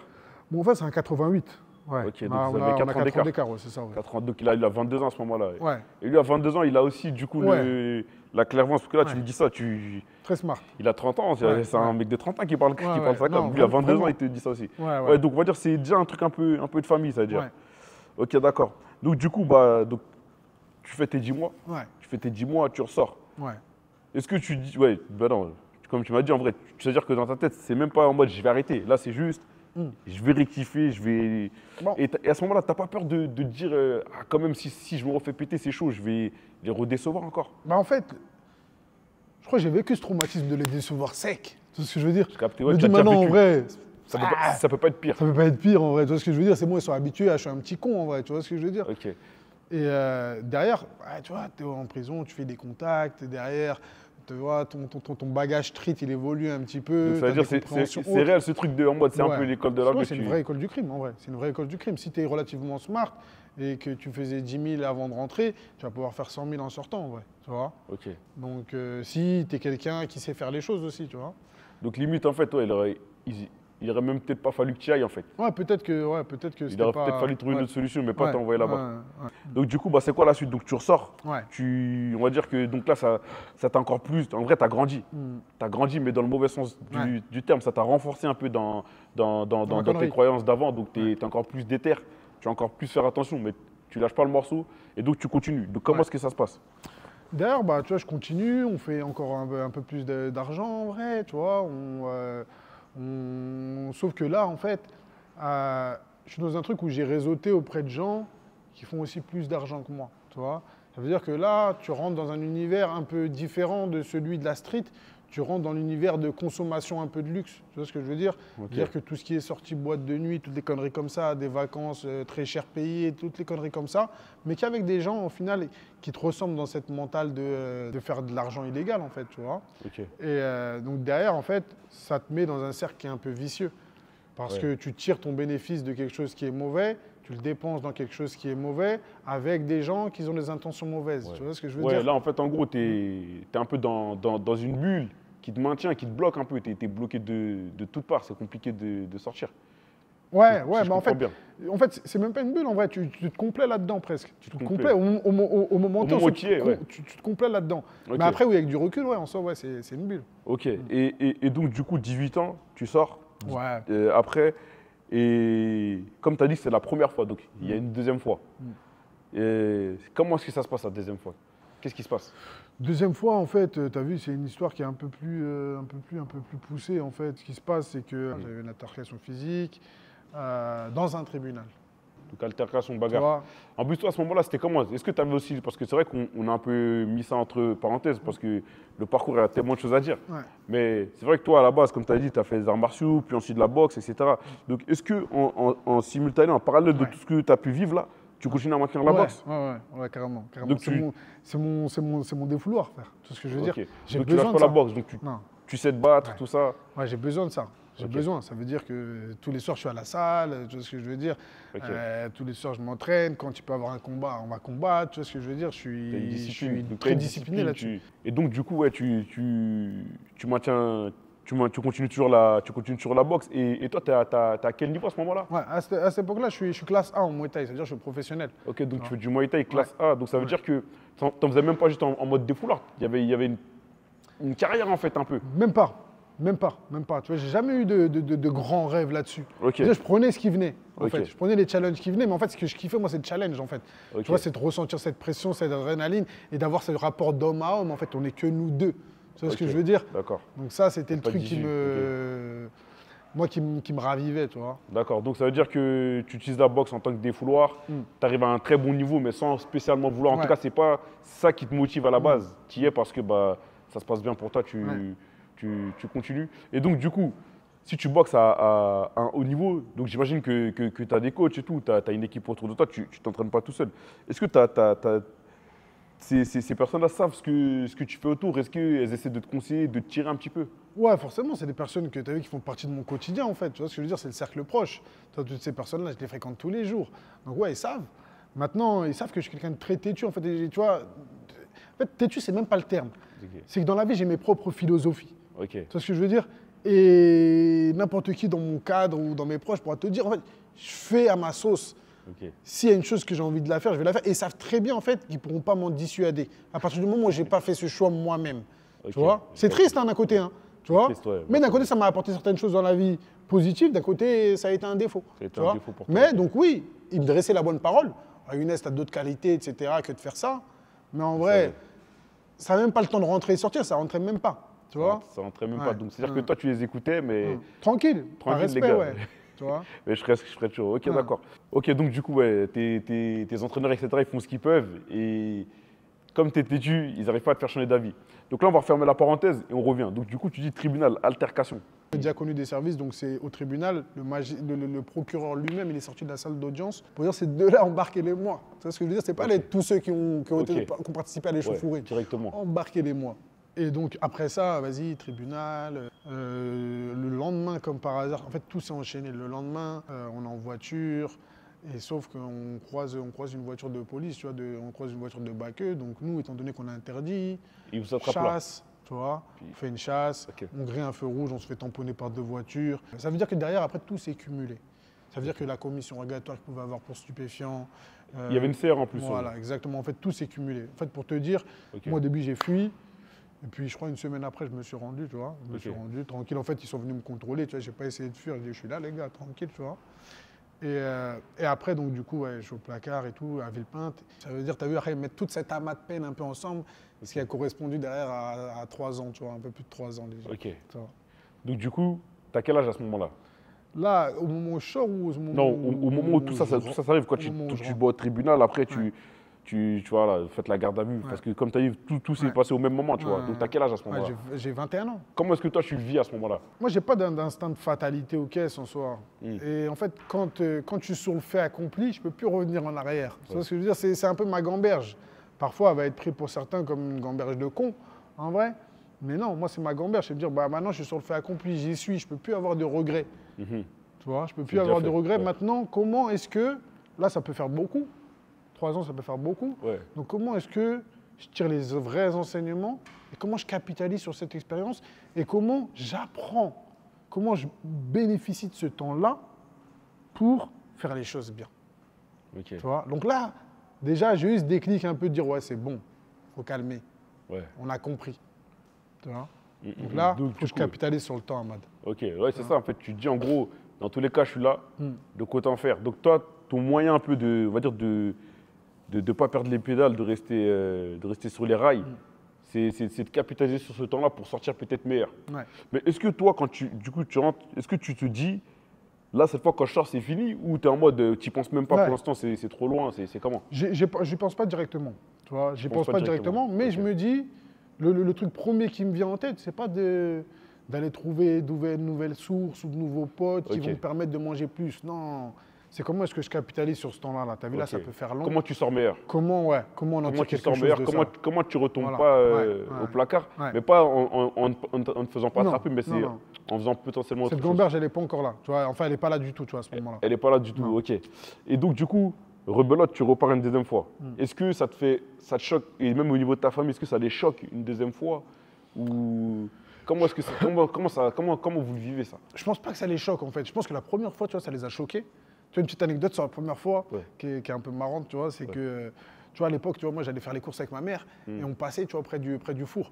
Et tu vois, ma mère, elle me disait, ouais, c'est bizarre, t'as vu tous ces petits, tu vois, ils comptent autour, etc. Elle me dit, ils sont 8, ça, c'est des guetteurs, etc. Et moi, à l'époque, je fais le mec et je connais pas, tu vois. Et je lui dis, moi, je sais pas, maman, moi, je sais pas, c'est quoi, moi. C'est des jeunes, ils sont juste posés là, tout ça. Elle me dit, non, tu vois pas, ils sont tous individuellement, c'est des guetteurs et tout. Je connais. Tu vois, moi je dis, je sais pas, tu vois, ma mère elle vient du 93, tu vois, donc elle connaît, tu vois. Elle me dit ça. Après, elle me dit, moi je sais pas, je connais pas. Elle pense qu'elle est en train de te donner la leçon. Voilà. Alors que... Et maintenant, quand on se voit pour premier parloir, t'as capté, elle me dit, ah, donc c'était ça, tu savais pas, alors c'est toi qui le mettais en place. T'as capté? Ah ouais, voilà, je dis, ah putain. Donc là, deuxième fois, c'est pas un choc en vrai. Ils savent que l'enfant il est têtu, ils savent que l'enfant il a fait qu'à la tête. Je pense que c'est plus. Tu vois, ma mère est très croyante. En fait, c'est plus demander à Dieu pour que ça aille mieux. Ça aille mieux, tu vois, que je me raffermisse un peu dans mes idées, que j'ai des idées mieux placées, etc. C'est plus ça, je pense. Ok. Et du coup, est-ce que ça a marché ou pas? Bah ouais, ça a marché en vrai. Est-ce que les prières, du coup, pour le coup, elles ont pris après? Tu vois, je pense que, ouais. Tu vois, on a tiré quelque chose. Je pense que je sais pas c'est dû à quoi en soi, tu vois. Je saurais pas te dire, mais ouais, on en a tiré quelque chose. Parce que derrière, au final, tu as vu, quand je sors, j'ai plus cette mentale-là. Tu n'as plus la mentale, c'est plus pareil. Là-bas, j'ai validé mes diplômes, là-bas, j'ai validé ma licence, tu vois ce que je veux dire. Ok, comment tu en viens, du coup, effectivement? Parce que, effectivement, comme tu as expliqué, tu rentres, donc dans ta tête, tu dis, tu vas capitaliser sur le temps. Ouais. Donc, c'est quoi? Tu as un plan en tête? C'est quoi? Comment ça se passe? Pas de plan en tête. Tu as vu, il faut se cultiver, il faut acheter des bouquins, il faut lire des bouquins, il faut comprendre mieux la vie, il faut comprendre mieux les individus. Tu vois, moi, je faisais genre des petites, c'est un truc de ouf, mais tu vois, je faisais genre le psychologue au placard, tu vois. J'aimais bien comprendre les profils, c'est quoi qui le titillait, c'est quoi qui l'embêtait, etc. Pousser un peu les gens à bout, etc. Ça me permet de... En fait, je me suis dit quoi, je veux mieux comprendre l'humain en général, tu vois. Et c'est peut-être ce qui me permet aujourd'hui d'être pas trop mauvais en termes de marketing, tu vois ce que je veux dire? Parce que je comprends l'interlocuteur qui est en face, le client potentiel qu'il peut avoir en face, en fait. Donc, j'ai essayé d'en tirer quelque chose. J'ai lu, je me suis cultivé, etc. J'ai appris un peu de tout. Je faisais beaucoup de sport, j'apprenais à faire à manger, toutes les conneries. Et la boxe, du coup, tu maintiens ou pas là-bas? La boxe, ouais, là-bas, je maintiens, tu vois. Là-bas, je maintiens, ça veut dire que je me bute au sport tout le temps, tu vois. Et puis, tu vois, tu connais, je suis avec des bons gars qui eux aussi kiffent la boxe, etc. On essaie de se faire des petits échanges ensemble et tout propre, tu vois. Ok. On va parler maintenant de la sortie. Donc, toi, tu sors en quelle année? Tu sors à quel âge? En 2015 peut-être. 2015, exactement. Voilà, 2015 je sors. Ok. Donc 2015, tu sors? Ouais. Avec des diplômes. Tu as dit que tu avais validé jusqu'à quel niveau? J'ai validé une licence. Jusqu'à la licence? Ouais. Ok, donc du coup, tu sors. Est-ce que tu sais ce que tu veux faire ou pas à ce moment-là? Ouais, en fait, j'ai une chose en tête, tu vois. J'ai une chose en tête, c'est faire l'école de commerce que je voulais faire de base, tu vois. Donc tu reviens à celle que tu voulais faire quand tu avais tes 16 ans, pour lesquelles tu n'avais pas les sous. Et du coup, comment ça se passe? Ça veut dire maintenant, je regarde un petit peu cette école et je me rends compte que quoi? Dans cette école, ils ont ouvert une branche spécialement dédiée au sport. Et moi, c'est mon kiff, le sport, tu vois. Tu vois, une école de commerce dans le sport, dans l'école où je voulais aller. Moi, j'ai dit, vas-y, je vais faire ça. Je me rappelle, je ressors de prison, il me reste un peu d'argent. Et donc moi, je décide, vas-y, on va s'engager sur cette école, on va aller payer ça. D'accord, donc on va dire que c'est aussi un moyen un peu de ça, t'es passeur d'os du passé. Tu as fait ta peine, les derniers trucs qui te restent par rapport à ça, tu les convertis dans un truc bien pour relancer une bonne dynamique et mieux repartir. Donc du coup, tu es sélectionné et tu fais ton cursus. Donc c'était quoi comme cursus? Ça allait jusqu'à quel niveau? Parce que du coup, licence, c'est niveau bac plus 3. Donc tu as un master. Ouais. Donc tu vas jusqu'au bac plus 5, master, ingénieur, niveau ingénieur. Donc du coup, et c'était pourquoi? Enfin, parce que tu as dit que c'était pour du sport, mais là aujourd'hui tu fais du marketing. Donc c'était quoi? Est-ce que c'était du marketing? En fait, c'est une école de commerce. C'est une école de commerce spécialisée dans le sport. Ça veut dire que ça a tout d'une école de commerce. D'accord, mais juste les cas spécifiques, c'est des cas dans le sport. C'est pour les métiers dans le sport. Exactement. Donc tu reprends en pro, tu as réussi à garder le niveau, tu refais des combats, tout ça, comme si de rien n'était en fait. Ouais, comme si de rien n'était, mais tu vois, dans le milieu du Muay Thai ou tu vois, dans tous les sports de combat qui étaient un peu des sports de niche, de banlieue, tu vois, t'as pas mal de mecs comme ça en fait, tu vois, je suis pas le seul en soi. Donc ouais, je reprends normal en vrai, juste que, tu vois, j'ai pas eu le même temps que les autres pour pouvoir m'entraîner correctement en vrai. Ça, c'est tout. D'accord, ça c'est cool. Donc là, tu arrives à ton Master 2. Et d'ailleurs, aujourd'hui, tu en fais encore de la boxe ou pas du coup? Non. Tu as arrêté? Ouais. Ok, d'accord. Tu valides ton Master 2, etc. C'est quoi la suite de l'histoire? Une fois que tu valides les études, etc., tu termines, il faut commencer à bosser. Comment ça se passe? Là, tu es à Venom. Est-ce qu'il y a quelque chose avant Venom? Après, tu vois, je fais quoi pendant l'école de commerce, en vrai, étant donné que je savais qu'il n'allait pas me rester dessous et que la vie, en fait, elle coûtait cher. Je me rappelle une fois, en fait, je me rends compte comment. Parce qu'avant, j'avais de l'argent qui rentrait tout le temps. J'avais de l'argent qui rentrait tout le temps, c'est-à-dire que je ne faisais pas attention au prix des choses. Et puis un jour, je pars, j'ai rendez-vous avec un pote à moi sur les champs et je vais dans un parking souterrain, là, les parkings Vinci. Et quand je ressors du parking, j'ai 24 € à payer. Après, je me suis dit, waouh, c'est cher de ouf en vrai. Et avant, je ne me rendais pas compte de ces prix-là. J'allais sur Paname, j'ai laissé ma voiture garée 10 heures, je m'en foutais de payer 40 balles ou 50 balles. Et là, en vrai, je me suis rendu compte du prix des choses. Je me suis dit, waouh, ça va être dur en fait la vie. Donc là, pendant mes études, je fais chauffeur Uber aussi, en même temps. C'est de là que Uber, ça venait d'arriver, tu vois. Je commence à faire chauffeur Uber, etc. pour pouvoir avoir un peu d'argent, etc. Tu vois. Donc j'essaie de me débrouiller comme je peux. Après, je travaille à l'intérim, tu vois. Je me débrouille comme je peux pour faire de l'argent correctement. L'argent correctement. Ouais. Donc du coup, là, cette fois-ci, entre guillemets, tu t'es fait une promesse. Tu n'as pas flanché, tu es resté sur le chemin. Et ça va, tes parents, est-ce qu'ils sont plus rassurés, du coup, quand ils te voient plus dans cette dynamique-là, etc. Ou il y a un truc de... On fait quand même attention. Après, c'est vrai que tu es grand, tu vois. Ouais. Mais tu connais chez nous, on n'est jamais assez grand. On n'est jamais grand chez nous. On n'est jamais grand chez nous. C'est pour ça que je te dis ça. C'est-à-dire qu'effectivement, tu as peut-être 24 ans, 25 ans, tu vois. Mais comment est-ce que tes parents, ils sont avec toi, même tu as le cadre familial, tu vois? Non, moi, mes parents, ils savent que je suis quelqu'un, lorsque je parle, en fait, je parle français. Ok. Du coup, si tu dis que tu vas faire ça, c'est ça que tu vas faire. Voilà. Ils savent que je suis quelqu'un, je parle français. Okay. Ça veut dire que oui, je vais te cacher des choses, etc. Et c'est normal. Mais si je vais dire, maman, je fais plus ça. On va comprendre, je fais plus ça. Donc là, tu termines tes études, tu arrives à Venom. Concrètement, comment ça se passe? Comment toi, tu rentres chez Venom? Ouais, moi, je rentre community manager. En fait, il y avait mon frère, mon grand frère, il avait vu une offre sur les réseaux sociaux, sur LinkedIn. Il me propose ça. Et moi, je lui dis quoi? Moi, j'ai pas envie de travailler pour quelqu'un. Je vais faire mes propres trucs. Après, t'as vu, il me prend un peu comme le grand frère. Et limite, il te met une tarte derrière la tête, tu vois. Il me fait comprendre, va prendre de l'expérience, va prendre du bagage et après, tu verras faire ce que tu veux faire. D'abord, on va prendre de l'expérience. Moi, je dis, vas-y, pourquoi pas, il a toujours été de bon conseil. C'était quoi? C'était un stage, alternance? Non, c'était un job, c'était un CDD que je cherchais pour community manager. Okay. Et vas-y, je suis rentré chez Venom. Donc là, dans quelle année à peu près? 2016, 17, 18 2017. Donc on est en 2017, tu rentres chez Venom en tant que CM. Et donc, c'était combien de temps le CDD? C'était 4 mois. Ok, tu fais un CDD de 4 mois. Comment ça se passe au bout des 4 mois? Franchement, ça se passe bien, tu as vu, je suis bien avec les gens et tout. Et puis mon patron, tu as vu, il me fait confiance. Et on s'entraîne un petit peu ensemble, etc. Des fois le matin et autres ici dans la salle. Okay. Et tu vois, il voit que je suis quelqu'un qui vient avec des idées, qui vient avec un certain entrain, une certaine ambition. Donc il apprécie, je pense. C'est ce qu'il apprécie, ok, d'accord. Et donc du coup, toi, quand tu arrives là là-bas, tu rentres en mode CDD, donc j'imagine que tu te dis après, tu vas partir ou tu vas tester autre chose. Mais la réalité, c'est qu'aujourd'hui, tu es encore là. Ouais. Qu'est-ce qui fait que tu restes? Et surtout, qu'est-ce qui fait que tu passes de CM à responsable marketing monde? Ouais, bah en fait, quand je rentre, déjà, tu vois, l'entretien d'embauche avec le patron, ça, c'était le deuxième entretien. Et tu vois, il me dit, ouais, tu connais les questions que tu as dans les entretiens d'embauche, où est-ce que tu te vois dans 5 ans? Moi, je dis pas ici, tu vois. Je dis pas ici, je ne me vois pas travailler pour quelqu'un dans 5 ans, sans vouloir te manquer de respect, tu vois. Et finalement, tu vois, j'y suis encore. Donc CM, en vrai, moi j'ai mon responsable marketing qui part de l'entreprise au bout d'un an à peu près que je suis là. Et il n'y a pas de nouveaux responsables, etc. Tu vois. Donc on me confie un peu une partie Europe, etc. Tu vois, un peu sur la pointe des pieds. Mais en fait, c'est moi qui suis venu m'imposer. Ça veut dire qu'en fait, on m'a laissé la place pour que je puisse m'imposer. Et moi, je me suis imposé. De par ta nature, de par la manière dont tu es, tu veux maîtriser, tu aimes bien connaître, tu optimises, etc. Tu as le bagage et donc du coup, c'est comme ça que tu te poses. Mais tu vois, c'est-à-dire quand je rentre community manager, derrière, je fais un petit peu de temps et je m'occupe du marketing responsable Europe sans pour autant que ce soit officiel. Mais tu as vu tout ce que je mets en place, etc. C'est des choses qui apportent à la marque. Donc on se dit qu'on peut me confier plus de responsabilités. Ça marche. On m'envoie sur les dossiers aux US, etc. Tu vois, je gère les dossiers grâce à Dieu. Tu vois, vraiment grâce à Dieu. Pourquoi je dis ça? C'est pas pour faire le faux modeste. Parce que tu vois, souvent on a cette arrogance de se dire ouais, mais j'avais des bonnes idées, j'ai beaucoup travaillé, j'ai ci, j'ai ça. Ouais, mais tu as vu, tu as des mecs qui travaillent 15 heures en Inde. Pourtant, ils ne font pas d'argent, frère. Tu vois ce que je veux dire?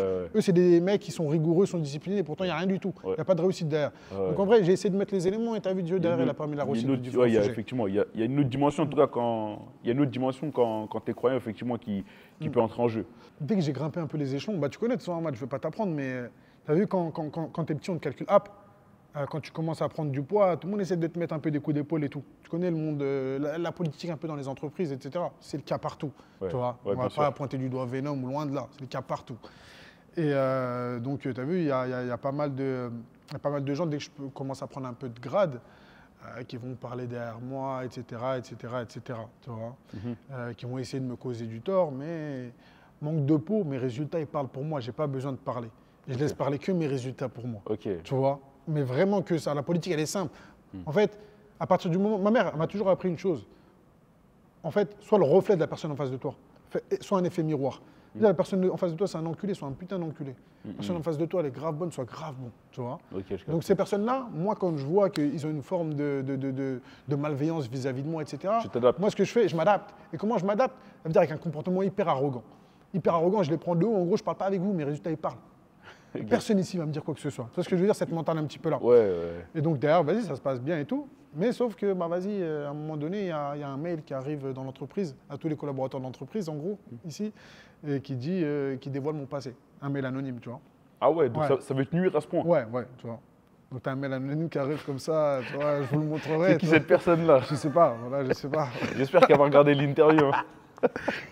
Et quand il y a le mail qui arrive, maintenant, le dinguerie, c'est que quoi? Moi, j'étais au bureau le matin. Et maintenant, le midi, je suis parti manger avec un artiste. Et j'avais la flemme de revenir ici. C'est-à-dire, je me dis quoi, vas-y, tranquille, je vais aller manger, je vais aller faire une petite sieste chez moi. Tu connais, après manger, tranquille. Je fais une petite sieste, 30 minutes.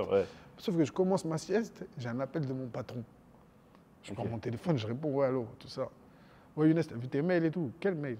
Moi, je me suis dit, il y a un mail d'un partenaire, l'UFC, Ubisoft, j'en sais rien. J'ouvre et tout, paf. Je tombe sur le mail. Il y a quelqu'un qui veut. Décomposer. J'ai quelle dinguerie. Et maintenant, mon phone, t'as vu, il me dit, il y avait un mec avec lui, tu vois. Et il dit, ouais, mais Younes, c'est faux, tu sais. Et moi, je dis, bah ouais, c'est faux. Ah, tu connais. Ouais. Je dis, bah ouais, c'est faux. Il a entendu le bah ouais, il a capté, non? Quand je raccroche le bail, je prends ce mail-là, je l'envoie dans un groupe où il y a ma famille. Il y a ma mère, mon père, mes frères et sœurs. J'envoie. Je leur ai dit, dites-moi qu'est-ce que je dois en faire. Tu vois, je demande conseil aux gens que j'aime. Tu vois, dites-moi ce que je dois en faire, tout ça. Dans l'après-midi, mon grand frère, il m'appelle. Comme je t'ai dit, je fais beaucoup de confiance à sa vision, etc. Il m'appelle. Il me dit, en vrai, t'as vu, j'ai bien réfléchi à ton truc. En vrai, t'en as rien à foutre. Il me dit, en vrai, t'en bats les couilles. J'ai comment ça, je m'en bats les couilles? Je dis, c'est une dinguerie. Il me dit, en vrai, regarde, je vais t'expliquer. Tu fais le taf. Il me dit, en vrai, je vais t'expliquer. Aujourd'hui, il y a une forme d'envie vis-à-vis de ta réussite. Entre guillemets, réussite. Il y a une forme d'envie vis-à-vis de ta réussite. Il m'a dit, mais au final, ce qu'ils viennent de dévoiler, ça rend ta réussite d'autant plus belle. Donc qu'est-ce que tu t'en fous? Que ça montre que le mec, il n'est pas parti de là, il est parti d'en dessous ça pour arriver à. Tu vois ce que je veux dire? Donc si vous pensiez qu'il avait fait ce chemin-là, comprenez que vous n'êtes pas prêt. Il a fait tout ce chemin-là. Il ne va pas s'arrêter là. Là, je me suis dit, c'est vrai qu'il n'a pas tort en vrai. Si tu pivotes comme ça l'info, finalement. Le mec qui t'a fait un livre, il t'a fait une biographie en fait. Là. Il a réussi, voilà, mon ref, il a réussi à me faire entendre raison, à comprendre la situation. Il me dit, en vrai, tranquille. Tu vois? Donc moi, qu'est-ce que je fais? Quand après, je reviens au bureau, genre la semaine d'après, je vois mon patron, et tu as vu comme il avait une forme de confiance vis-à-vis de moi, etc. Et je suis quelqu'un de reconnaissant et de loyal. Tu lui dis la vérité. Je vais le voir, je lui dis, t'as vu, il faut qu'on parle. Tac, on parle, je lui dis, t'as vu, écoute, voilà, ça c'est vrai, c'est passé comme ça, tac. Il me dit, sérieux et tout, tu vois. Et après, il me dit, toi, il est un peu choqué. Il me dit, t'as fait combien de temps à peu près? Je dis, en tout, et pour tout, presque 4 ans, tout ça. Wow, tu vois. Après, je lui dis, bon, tu vois, on va se parler français. Je t'aime bien, tu as eu une forme de confiance vis-à-vis de moi, tu m'as ramené dans des beaux projets, je suis quelqu'un de reconnaissant et de loyal. Tu as vu, moi, je ne veux pas créer une ambiance mauvaise dans la boîte ou qu'est-ce. Si tu penses que ma présence va nuire à la productivité de cette boîte, tu me dis, je te pose ma lettre de démission tout de suite. Maintenant, il me dit quoi? Il me dit, non, moi, Younes, tu es un de mes meilleurs éléments, je n'ai pas envie que tu te barres. Il me dit, tu as payé ta dette à la société, aujourd'hui, tu es un autre homme. Je dis, bah vas-y, ok, let's go. Et donc, du coup, c'est comme ça que vous avez continué? Du coup, on a continué ensemble, rapport de confiance. Il me laisse les mains libres, il me laisse faire un peu ce que je veux, parce qu'il croit aussi en ma vision. Je partage ma vision avec lui, on a plus ou moins la même vision, tu vois. Il comprend mes compétences, il comprend que je suis quelqu'un qui me démène, qui m'implique, tu vois, et que je suis un débrouillard aussi, tu vois. Et toutes ces caractéristiques, en vrai, tu peux avoir un mec qui va sortir de grande école et qui va avoir les bons process, les bonnes méthodologies, etc., tu vois, mais qui va manquer de créativité, qui va manquer d'instinct, tu vois, d'instinct débrouillard, etc. Il y a des trucs qui ne s'apprennent pas, en fait. Voilà. Il y a des trucs qui ne s'apprennent pas à l'école. c'est inné. Exactement. Pas à l'école. Et c'est peut-être ce qui a fait la différence. Bah, ça me donne mes deux visages au final. Ça veut dire que j'ai ce visage un peu, tu vois, qui sort d'école et avec toutes les méthodes, les process, etc. qu'on va t'apprendre et tout ce bagage académique. Et tu as le côté un peu afflit, débrouillard, tu vois, tous ces éléments-là caractériels et tout, qui vont te permettre, quand tu ramènes les deux, au final, tu te dis limite, si je veux le remplacer le mec, il me faut deux personnes. Tu vois ce que je veux dire? Je vois ce que tu veux dire, effectivement. Donc du coup, effectivement, donc on va dire que donc, finalement, tu as confirmé ta place chez Venom. Donc du coup, toi, quand même, tu vois, même si je pense que tu n'aimes pas trop le dire, c'est une réussite un petit peu. Tu as vu là où tu en es aujourd'hui. Moi, je vais le dire pour toi. Moi, je vais le dire pour toi, je peux le dire. C'est une réussite un petit peu là où tu en es aujourd'hui. Qu'est-ce que toi, tu mets en place pour peut-être, tu as vu si demain il y a un autre petit Younes ou tu vois, un autre jeune en tout cas qui est dans les mêmes circonstances que toi, il puisse potentiellement, tu vois, mieux s'en sortir ou ne pas connaître les problèmes que toi, tu as connus. Ouais, bah, carrément. Tu vois, j'ai un projet qui est un projet de vie un peu que je veux lancer un peu. Avant que je voulais lancer sur les talents en banlieue, maintenant je m'oriente plus vers l'Afrique. Pourquoi? Parce que j'ai l'impression que bah, la France, elle est un peu en décadence. C'est pas méchant quand je dis ça. Tu as vu, je suis dans ce pays, j'ai grandi dans ce pays, j'aime ce pays en soi. Tu vois, avec ses travers et ses bonnes choses.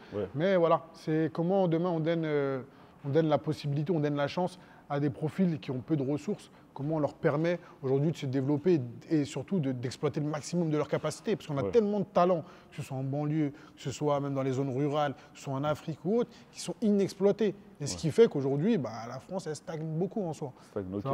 Et c'est quoi ce projet? Ce projet, tu as vu, c'est un projet qui est orienté sur les orphelins. Je pense qu'on en parlera peut-être dans un second épisode dans quelques années. Tu préfères faire avant de dire? Ouais, si tu veux. Est-ce que tu peux nous dire bah, maintenant ton travail chez Venom, il consiste en quoi en gros le poste de responsable marketing monde? Mon gars là, tu te rends pas compte. Tu pars du 77, le mai, tu as tout ce parcours. Aujourd'hui, Venom, tu vois, sur la marque, en termes de marque de sport, de combat, vous êtes numéro 1. Tu vois, je pense que vous avez écrasé la concu. Je ne vois pas en tout cas, moi, une marque plus visible. Vous êtes français et tu es en grande partie, en tout cas. Voilà, je vais le dire pour toi, même si tu n'aimes pas, tu es en grande partie impliqué dans le travail qui a été mis en place pour ça. Ça représente quoi aujourd'hui pour toi? Ouais, disons que j'ai fait partie de cette réussite. Tu vois, j'étais à bord du bateau quand il a continué à avancer. Ce que ça représente pour moi, bah, tu as vu. Les missions, tu vois, c'est quoi les missions? Les missions, avant de te dire ce que les missions représentent pour moi, il y a qu'est-ce que ça représente pour moi. Dis-moi ce que ça c'est un peu plus important. Et après, on en vient tout de suite aux missions. Mais ça représente, tu vois, tout à l'heure, je te disais, la fierté des parents. Tu as vu, quand j'étais gamin et que je finissais là-bas, en soi, eh ben, tu connais les familles autour, les copines de maman, etc., tout le monde qui jacte, etc., ça met ta mère dans un mauvais état. Mais aujourd'hui, tu arrives dans un mood où tu as inversé la tendance et tout le monde encense un peu ton fiston. Tu as vu, juste ça, là, ce revers de médaille, là, je kiffe. C'est une bouteille d'eau. Toi, bien fraîche. Tu vois, c'est capté ou pas? Là, j'aime bien parce qu'il est en train de passer un bon message subliminal. Là. Donc maintenant, pour en revenir à où est-ce que ça représente d'être directeur marketing et communication chez Venom, en fait, déjà, ça représente de s'entourer des bonnes personnes. Tu vois, en fait, on ne fait jamais de job tout seul. On fait du job qu'avec des personnes qui seront impliquées, qui croiront en toi, qui croiront en ta vision et qui viendront aussi avec leurs idées.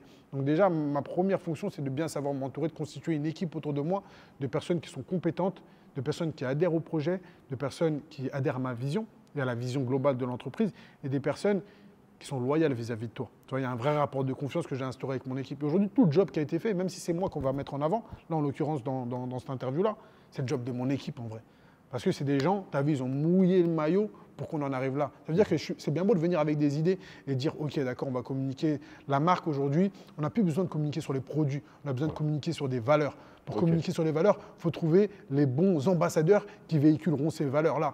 Et derrière, utiliser les bons leviers de communication, tout en faisant attention à l'argent, etc. Parce que tu as vu, les dépenses dans les grosses boîtes, etc., c'est facile. Nous, si on n'a pas de fonds d'investissement, l'entreprise, elle appartient qu'à une seule personne. Ça veut dire que l'argent qu'on va dépenser, c'est l'argent qu'on gagne. C'est une vraie école de la vie. Tu vois ce que je veux dire? Donc derrière, c'est vraiment, moi, ça a été de comment communiquer de la meilleure des manières avec les moyens que j'avais à disposition. Comment raconter la meilleure histoire possible à propos de Venom et l'état de Venom actuel.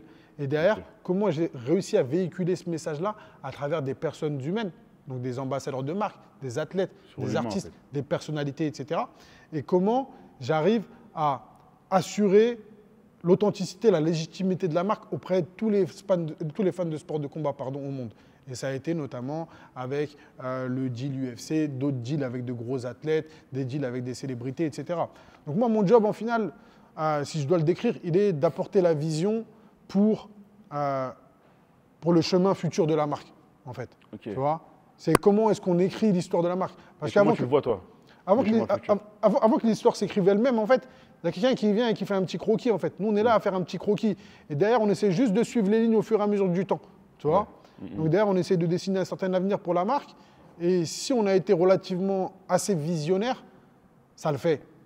S'il y a des circonstances qui font que, j'en sais rien, bah, ça peut échouer en soi. Donc aujourd'hui, on n'est pas garanti du succès ou de l'échec. Ouais. On donne de notre mieux. Et comme je t'ai dit, tu as vu, c'est tous les gens autour de moi qui apportent leur pierre à l'édifice en vrai.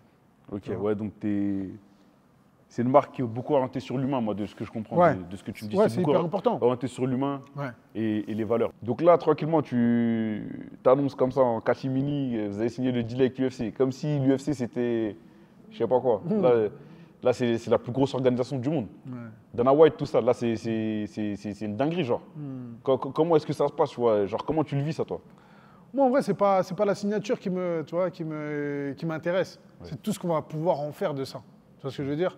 La signature, c'est la signature du patron. Tu vois, c'est lui qui impose sa signature parce que les euros et les dollars vont sortir de sa poche, en vrai. Tu vois, mais derrière, c'est tout le travail qu'on va pouvoir en faire. Comment est-ce qu'on va pouvoir bénéficier de cette image pour raconter de belles histoires? Comment on va pouvoir bénéficier de cette image pour véhiculer de bonnes valeurs auprès des gens? Tu vois, que ce soit toutes les valeurs de travail, de discipline, de rigueur, etc. Tu vois, c'est des valeurs qu'on veut véhiculer. On veut montrer aux jeunes d'aujourd'hui qu'on n'a rien sans rien. Tu vois, aujourd'hui, on est dans la culture de l'immédiat. Ça veut dire que les gens, ils vont sur leurs réseaux sociaux, ils voient des influenceurs qui font des milliers et des millions. Tu vois? Et donc, ils ont l'impression qu'ils peuvent faire de l'argent tout de suite, rapidement, comme ça. Non. Rome, c'est pas construite en un jour. Tout ce que tu dois faire et qui aura de la valeur, ça va prendre du temps. Ça se fait dans le temps. Tu vois? Donc c'est ce qu'on veut montrer aux gens à travers ces valeurs de discipline, de rigueur, de travail. C'est de dire que ne vous fiez pas à ce que vous voyez où il y en a 0,0001% qui arrivent à faire un peu d'oseille en comme ça. Non. Vous voulez faire de l'oseille? Si c'est ça votre truc, votre objectif, vous voulez avoir de la réussite, vous voulez avoir de la gloire, ok? Vous allez travailler sur le long terme, vous allez poser beaucoup de briques. Quand vous aurez posé ces briques, asseyez-vous. Patientez, continuez à poser d'autres briques. Et là, ça va venir. Tu vois? Younes, là, on touche à la fin de l'interview. J'ai une dernière question pour toi. Si tu devais donner un conseil au petit Younes, là, Cavrier, là, quand tu avais 15 ans, tu vois, vraiment le moment où tu as compris que la vie, ça allait pas être facile, ce serait quoi ce conseil? Tu as vu, c'est le même conseil que je pourrais passer à n'importe quel gamin. Ça peut paraître un conseil bidon, mais au final, c'est croire en tes rêves, tu vois. Parce qu'en fin de compte, aujourd'hui, je ne sais pas si j'atteindrais ce truc, tu vois, que je te disais tout à l'heure, qui m'animait depuis tout le temps à changer les choses que j'avais au plus profond de moi. Mais même si j'y arrive pas en soi, j'aurais dressé le chemin pour les autres. Donc quoi qu'il en soit, j'aurais fait ma part du job. Et c'est ça qui est important en soi. C'est qu'on contribue tous à notre échelle, qu'on apporte tous notre pierre à l'édifice. Mon petit gamin, apporte ce que tu as à ramener et rends fier les parents. Rendre fier les parents, c'est important. Ça, c'est quelque chose qui revient beaucoup. Bon, en tout cas, moi, je te souhaite le meilleur.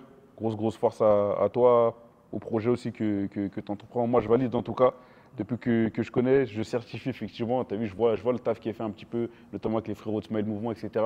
Et moi, j'approuve à fond. En tout cas, et même avec l'équipe, on approuve à fond. En tout cas, grosse force à toi. Et continue à croire en toi, frérot. Hein. Ouais, de toute façon, on sollicitera Banlieusards nouveau pour les prochains projets parce que je pense qu'ils voudront suivre ça. Il y a un grand intérêt. Avec grand plaisir. Par nous, on est là. Pour nous. Voilà, par nous, pour nous, mon frérot. Fais comme ça. On est réglé, bien vu, Ahmad.